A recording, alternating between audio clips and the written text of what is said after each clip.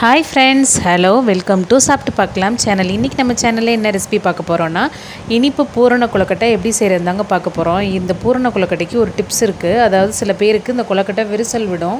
அந்த மாதிரி விரிசல் விடாமல் இருக்கிறதுக்கு என்ன செய்யணும்னு சொல்லிட்டு நான் வீடியோக்குள்ளே சொல்லியிருக்கேன்.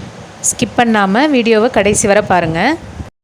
நான் சொன்ன மாதிரி இந்த கொழுக்கட்டையை நீங்கள் ட்ரை பண்ணிங்கன்னா, கொழுக்கட்டை செஞ்சு ரொம்ப நேரம் ஆனால் கூட இந்த சாஃப்ட்னஸும் டேஸ்ட்டும் அப்படியே இருக்கும். இப்போ இந்த கொழுக்கட்டைக்கு மேல் மாவு பார்த்திங்கன்னா என்னென்ன மாவு யூஸ் பண்ணலான்னா, கொழுக்கட்டை மாவு யூஸ் பண்ணலாம், இல்லைன்னா இடியப்பு மாவு, அப்படி இல்லைன்னா வீட்டில் அரைச்சி வறுத்த பச்சரிசி மாவு யூஸ் பண்ணிக்கலாம். இன்றைக்கி நான் எடுத்துருக்கிறது வீட்டிலே அரைச்ச இடியப்பு மாவு ஓரளவுக்கு எடுத்திருக்கேன், அதாவது 1 கப்பு. இப்போ ஃபஸ்ட்டு நம்ம என்ன பண்ண போகிறோன்னா, மேல் மாவு வெடிப்பு இல்லாமல் வர்றதுக்கு ஒரு பவுல் ஒன்று எடுத்துக்கலாம். அதில் 1 டேபிள் ஸ்பூன் மைதா மாவு இல்லைனா கோதுமை மாவு எடுத்துக்கோங்க. நான் இன்றைக்கி கோதுமை மாவு எடுத்திருக்கேன். அதில் கொஞ்சமாக தண்ணி ஊற்றி கட்டி இல்லாமல் கரைச்சி ரெடியாக வச்சுக்கலாம். இப்போ ஒரு அளவுக்கு மாவுக்கு 1.25 டம்ளர் தண்ணி கரெக்டாக இருக்கும். கடையில் வாங்கின மாவாக இருந்தால் 1.5 டம்ளர் தண்ணி கரெக்டாக இருக்கும். தண்ணி பார்த்திங்கன்னா ஒவ்வொரு அரிசிக்கு தகுந்த மாதிரி தண்ணி கூடவோ இல்லை குறையவோ பிடிக்கும். அதனால் நீங்கள் பார்த்து தண்ணி ஊற்றி கிளறிக்கோங்க. இன்றைக்கி நான் ரெகுலராக கிண்டுற மாவுன்றதுனால நான் 1.25 டம்ளர் தண்ணியை சூடு பண்ணிக்கிறேன். இப்போ அடுப்பில் ஒரு பேன் வச்சு அதில் 1.25 டம்ளர் தண்ணி ஊற்றிக்கிறேன். தண்ணி சூடானோன்னே அதில் ஒரு பிஞ்சு சால்ட்டும் 1/4 ஸ்பூன் சர்க்கரையும் போட்டுக்கிறேன். மேல் மாவு ப்ளெயினாக இல்லாமல் இருக்கிறதுக்கு. இப்போ தண்ணி நல்லா சுற்றுச்சு. இந்த ஸ்டேஜில் நம்ம கோதுமை கரைச்சி வச்சுருக்கதை இதில் ஊற்றிடலாம். ஊற்றி 2 நிமிஷம் கிளறினதுக்கப்புறம் நான் மாவை அப்படியே ஆட் பண்ணிக்கிறேன். இப்போ 1 கப்பு மாவை நான் ஆட் பண்ணி நல்லா கிளறி கொடுத்துக்கிறேன்.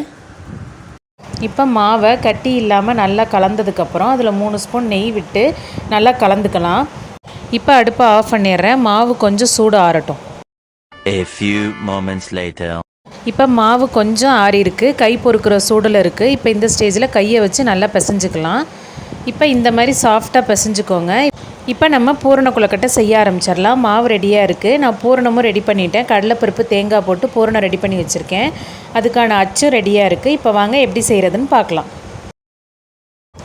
இப்போ கையில் கொஞ்சம் நெய் தடவிக்கிறேன். நான் கொஞ்சோண்டு மாவு எடுத்து அந்த அச்சில் எப்படி வைக்கிறேனோ அது மாதிரி வைங்க.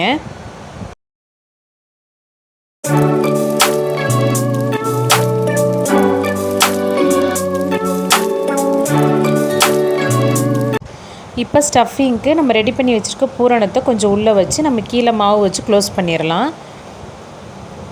அவ்வளோதாங்க, ரொம்ப சிம்பிள். பாருங்கள் எப்படி சூப்பராக வந்திருக்குன்னு. இதே மாதிரி நான் மிச்சம் இருக்க மாவையும் ரெடி பண்ணி எடுத்து வச்சுட்டேன். நான் இன்றைக்கி 2 ஷேப்பில் ரெடி பண்ணி எடுத்து வச்சுருக்கேன். இப்போ இது பண்ணிகிட்ருக்க அந்த கேப்பில் நான் இட்லி சட்டியை அடுப்பில் வச்சுருந்தேன். அது தண்ணி நல்லா கொதிச்சிருச்சு. இப்போ இதெல்லாம் நம்ம இட்லி பாத்திரத்தில் உள்ளே வச்சிடலாம். நான் இன்றைக்கி 2 பேட்சாக வேக வச்சு எடுத்துக்க போகிறேன். இப்போ இது வேகட்டும், நான் வெந்ததுக்கப்புறம் உங்களுக்கு காட்டுறேன். இப்போ பாருங்கள் நல்லா வெந்துருச்சு. நான் இப்போ இது எல்லாத்தையும் நான் வெளியில் எடுத்துட்றேன்.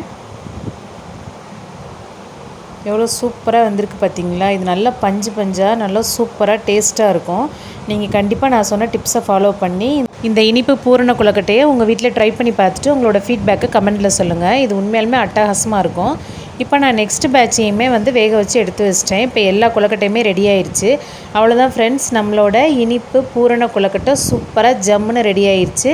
நீங்களும் இந்த ரெசிபியை வீட்டில் ட்ரை பண்ணி பாருங்கள். என்னோட இந்த வீடியோ பிடிச்சதுன்னா என்னோட சேனலை லைக் பண்ணுங்கள், ஷேர் பண்ணுங்கள், கமெண்ட் பண்ணுங்கள் அண்ட் மறக்காமல் சப்ஸ்கிரைப் பண்ணி வச்சுக்கோங்க. தேங்க்யூ, பாய்.